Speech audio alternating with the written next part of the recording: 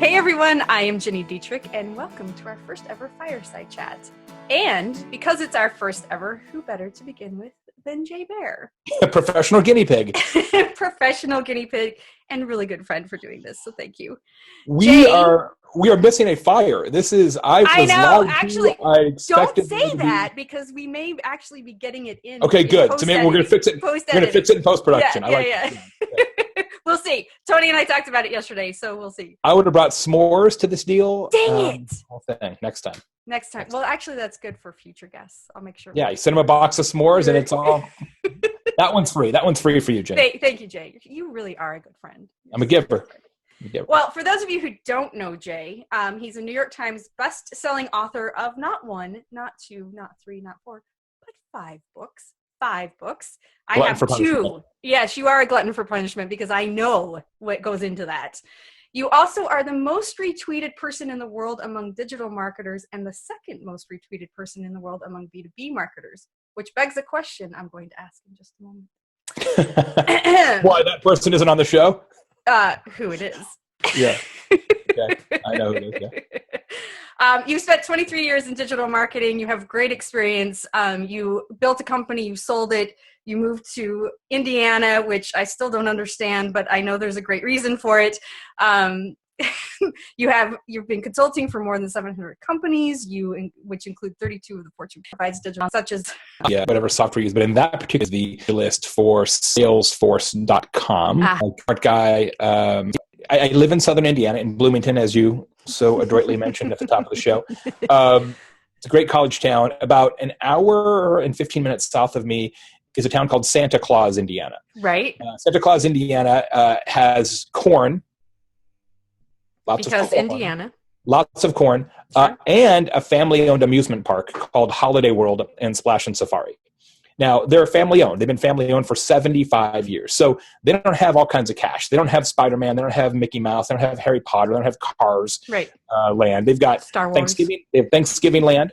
They have Halloween land. They have Christmas land. I'm not making this up. This is their actual lands. It's in the middle of nowhere. Even by Southern Indiana standards, it's in the middle of nowhere. So they have some obvious strategic disadvantages.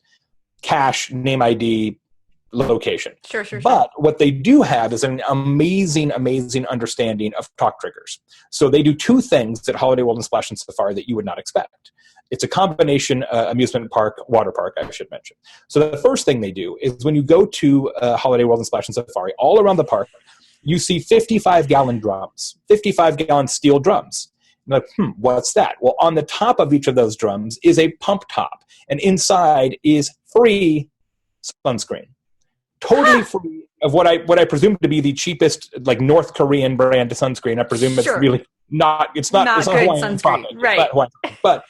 But it is free sunscreen, and so you've got thousands and thousands of lubed up Northern Kentucky and Southern Indiana people, which is fantastic. Free sunscreen. The second thing they do is they've got little huts all around the park, and in each of those huts they have free soda pop. No kidding. Totally free. So you just get a cup, and you can get Pepsi, Diet Pepsi, Mountain Dew, Hawaiian Punch, orange drink, the whole thing, totally free soda, all you can drink. You want to talk about kids on free soda losing their mind? Right. Free soda. And look, like, what does a soda cost at a typical amusement park, man? It's like $7. It's crazy, right? Yeah. Free. Now, people who have been in food service know that it doesn't really cost them that much. Right. The cup and the straw literally cost more than the beverage. That's how the soda business works. So they just give it away for free. Why do they do that? Here's why.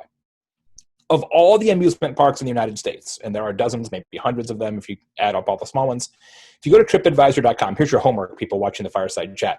Go to TripAdvisor.com, do a search for Holiday World. You will find that the #1 amusement park in this country in average TripAdvisor rating is not Disneyland, it's not Disney World, it's not Six Flags, it's not Cedar Point. It is Holiday World in Santa Claus, Indiana. No #1. Kidding. And if you look at their 5-star reviews, they have almost 1,500 5-star reviews. Every single one of those 5-star reviews, 1,500 of them mentions 2 things. The free soda and the free sunscreen. Free sunscreen and free soda. All of them. That's the power of customer experience. That's how you get ahead. That's crazy.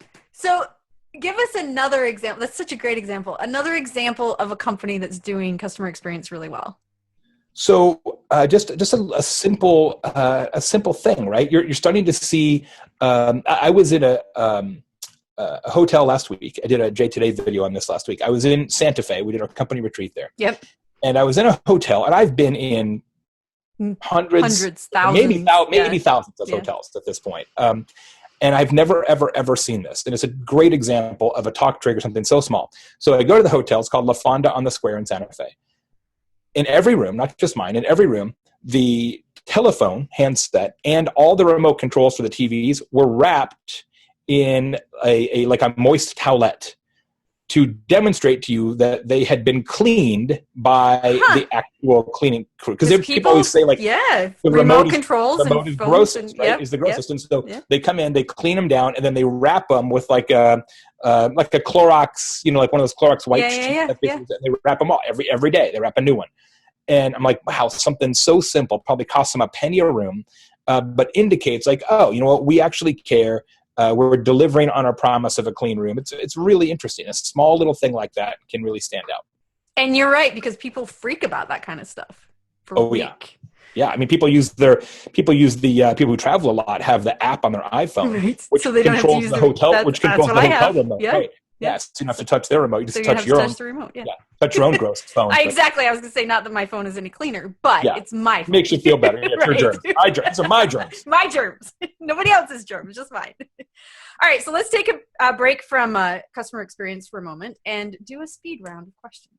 You do not need to elaborate. Just answer the question. Okay, I'm ready. What did you major in? Political science. Aha. Twitter or Facebook? Now I'd say Facebook. I would have used to say Twitter. Twitter, yeah. Snapchat or Instagram? Instagram. Professional pet peeve? People always trying to sell stuff today. Aha. Oxford comma, yes or no? Yes. My mom was an English teacher. Love you. Favorite blog other than Spin Sucks? Favorite blog other than Spin Sucks? I really love what the guys at Buffer are doing. And I think do too. Yes. Consistently comprehensive and useful. I'm a Buffer investor, so I'll throw that out there as a disclosure, but I really like what they're doing. Yeah, I do too. Favorite podcast? Favorite podcast? Probably Freakonomics. Mm-hmm. Game of Thrones or Westworld? Game of Thrones, for sure. Westworld, I got halfway through it. I'm like, I can't do it anymore. That's what I did too. I was like, bro, it's just too much. It's too much. I don't want to work that hard. I don't want to work that hard, right? Yeah, yeah. I felt like I had to study up to watch television. I'm like, yeah, that's. What's your guilty pleasure? Guilty pleasure, probably.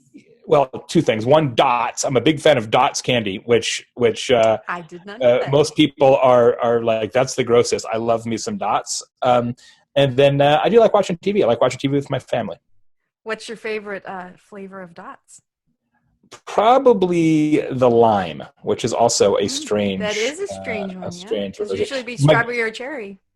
My guilty TV pleasure is Gold Rush. I've watched every episode of Gold Rush, which is the Discovery Channel. Like some dumbass dudes go gold mining. I've watched every episode of that show for 7 years. Awesome. I can tell you so much about how to mine for gold right now. We can do a whole show on it.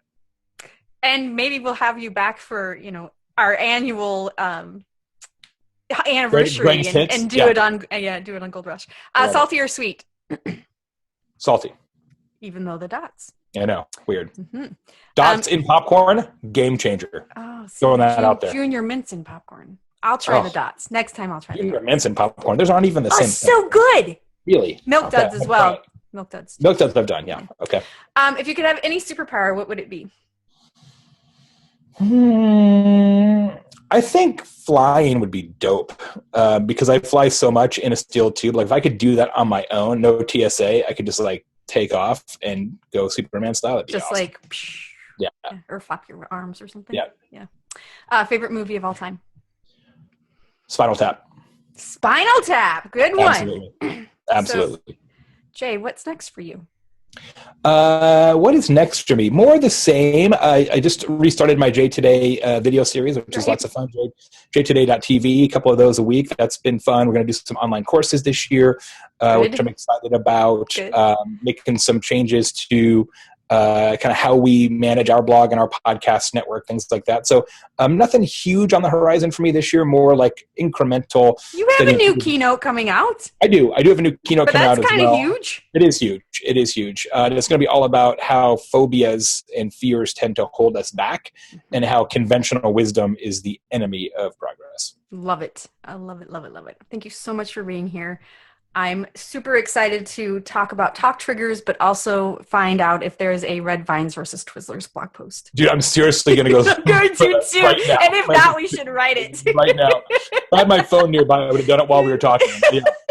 Like we missed out on an SEO goldmine. Awesome. We're totally doing it. Yep. Thank you seriously for being here. And everybody tune in next month on February 24th for our next Fireside Chat.